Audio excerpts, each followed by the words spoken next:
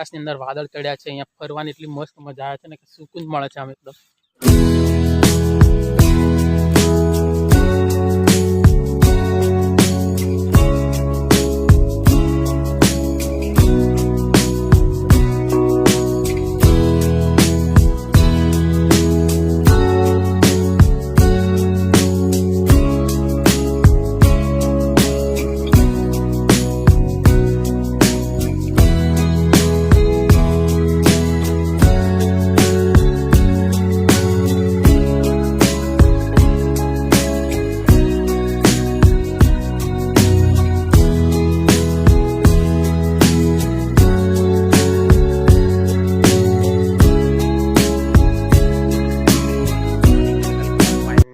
મિત્રો ચેનल पर नवा तो चैनल ने सब्सक्राइब कर देजो ने साथे बेल आइकन प्रेस कर देजो।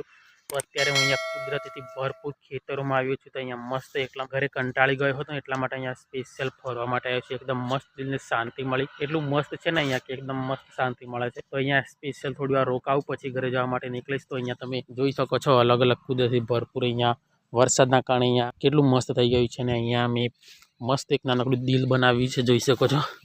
तो આવું કંઈક છે ને નાના છોકરાઓ જો રમતા હોય છે, પરંતુ અત્યારે મેં હવે હું છે અહીંયા અને આની અંદર છે ને વચમાં ચેનલનું નામ લખું છું, આપણી ચેનલનું નામ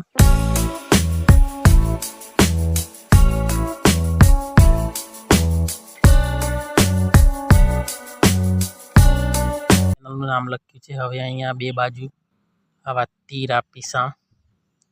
તો ગાઈઝ આવું છે ને હું છે ને જ્યારે નાનો હતો ને ત્યારે આવું જ કંઈ રમતા હતા। તો જોઈ શકો છો કંઈક કેવું લાગે છે એટ્રેક્ટિવ કમેન્ટમાં જરૂર બતાવજો। આના વિશે મેં ચેનલનું નામ લખ્યું છે। તમને આ નાનકડું એક દિલ ગમ્યું હોય, કારણ કે હું જ્યારે નાનો હતો ને ત્યારે આવા દિલ હંમેશા દડે આવું દેખાય ને સીધું સીધું તો અમે ત્યાં રમતા હતા અને એવું બધું કંઈક લખતા હતા।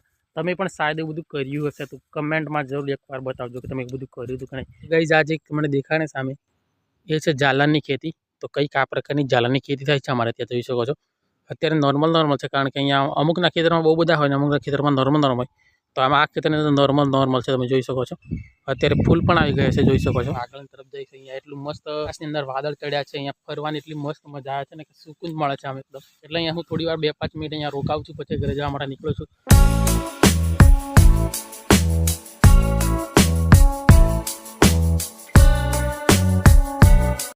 જોઈ શકો છો વરસાદના કારણે કેટલું બધું પાકમાં નુકસાન થયું છે। જુવાર મારી છે ને બધી પડી ગઈ છે, જોઈ શકો છો। અહીંયા કંઈક આ પ્રકારની ઔષધિ તમે જોઈ શકો છો। તમે આ પ્રકારની ઔષધિ જોઈ છે તો જોઈ શકો છો કેવી પ્રકારની ઔષધિઓ છે। અહીંયા ઘણી બધી પ્રકારની બધી ઔષધિઓ છે। આ છે ને આ જે કાંટો છે ને એ છે ને હું બચપનમાં અહીંયા ફરવા માટે આવતો હતો ને ખેતરોમાં ને એ બધે, તો આ છે ને પેન્ટમાં બહુ ઘૂસી જાય છે। જો આ પેન્ટમાં ઘૂસી જાય ને તો એને કાઢવું બહુ મુશ્કેલ છે। આવી ગયો છું અહીંયા ખેતરોમાં અત્યારે। ત્યાંથી હું છે કંઈ આવી ગયો છું અહીંયા આટલા બધા દૂર, અને અહીંયા છે ને નીલગાયના પગ પડેલા છે। અહીંયા રાત્રે નીલગાય આવે છે, તો હું તમને નીલગાયના પગ બતાવીશ। નીલગાય રાત્રે આવે છે અને શાયદ નીલગાય જુવારમાં પણ હશે, પરંતુ અત્યારે અહીંયા શોધવી મુશ્કેલ છે, કારણ કે એ આપણા પર એટેક પણ કરી શકે છે। એકવાર હું અહીંયા ખેતરમાં આવ્યો હતો અને ત્યાં મેં તમને નીલગાય ભાગી એ પણ હું તમને બતાવી હતી વ્લોગની અંદર, જૂના વ્લોગની અંદર તમે શાયદ જોયું છે તો ખબર હશે, બાકી ના જોયું તો ના ખબર હોય। પરંતુ અત્યારે અહીંયા નીલગાયો પણ બહુ રહે છે। તો ચલો હું તમને એના પગ બતાવું। અહીંયા જમીન પર પગ પડેલા છે નીલગાયના, જોઈ શકો છો। અહીંયા પગ તમે આ નીલગાયના પગ છે એક અહીંયા। તો અહીંયાથી કંઈક આવી હશે રાત્રે, તો આ બાજુ કંઈક ઊભી હશે। તો અહીંયા છે ને એટલી બધી નીલગાય આવે છે ને કે બહુ બધી। અને આ જુવાર છે ને જુવાર લગભગ ખાતી હશે, જુવાર બહુ ખાય છે। અને મકાઈની ખેતી તો ઓલરેડી છે ને સાપ જ કરી નાખે છે। અહીંયા બહુ સાવધાન રહેવું પડે છે જ્યારે ખેતી કરો ને, તો બહુ સાવધાન રહેવું પડે છે, કારણ કે અહીંયા ખેતી કરો ને તો જંગલી જાનવરો બહુ નુકસાન કરે છે અને ખેડૂતોને બહુ પાક બગાડી આપે છે। અને અત્યારે તો કુદરતી પણ વરસાદ આવ્યો તો ખેતરોમાં પણ ખેડૂતોને આમ પણ બહુ બધું નુકસાન થયેલું છે। એ તમને ખબર જ હશે કે ગુજરાતમાં કયા જિલ્લામાંથી તો કમેન્ટ બતાવજો કેટલો વરસાદ પડ્યો શું બધું। બાકી અમારા તો અહીંયા મહીસાગરમાં એટલો બધો વરસાદ પડ્યો છે ને, તો બધા ખેડૂતોને બહુ બધું નુકસાન થયેલું છે। ત્યારે હું તમને એક ઔષધિ બતાવીશ, અને એ ઔષધિ આ શાયદ તમે ખાધી હશે લગભગ।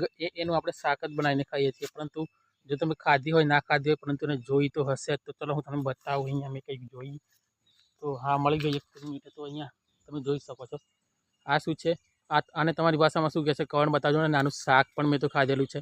તો આનું શાક છે ને એકદમ મસ્ત લાગે છે। તો આને અમારી ભાષામાં કહે છે કોઠામડું। તમારી ભાષામાં શું કહે છે તો મને કમેન્ટ બતાવજો। આ શાયદ તમે જોયું હશે, અને ખાધું ના હોય તો કંઈ નહીં પણ જોયું તો હશે જ। ગાઈઝ ફાઇનલી વરસાદ આવે એવું મોસમ થઈ ગયું છે પાછું।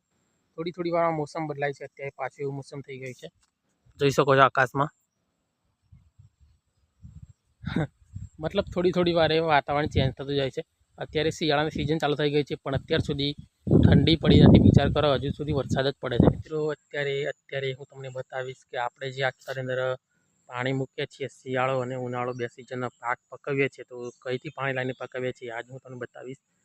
જૂના વ્લોગની અંદર મેં બતાવ્યું છે પણ આજના વ્લોગની અંદર ખાસ કરીને બતાવીશ। ચલો તો એ નવા સબસ્ક્રાઈબર છે ને અમને ખબર ના હોય કે આ ખેતરની અંદર આપણે શિયાળો અને ઉનાળો પાક લઈએ છીએ તો કઈથી પાણી લાવીએ છીએ કેવી રીતના લાવીએ છીએ એ હું તમને આજે બતાવીશ। તમે અહીંયા જોઈ શકો છો આ છે આપણું પાણીનું મશીન, ડીઝલનું મશીન છે, ડીઝલવાળું મશીન છે। તો અંદર નીચે કેનાલ છે, એ કેનાલમાંથી બહુ બધી ઉડી છે, લગભગ 15 ફૂટ જેટલું હશે। તો એમાંથી આપણે પાણી કાઢીએ છીએ અને પાણી કાઢીને મશીન ચાલુ કરીએ છીએ અને આ ખેતરની અંદર શિયાળો અને ઉનાળો પાક લઈએ છીએ।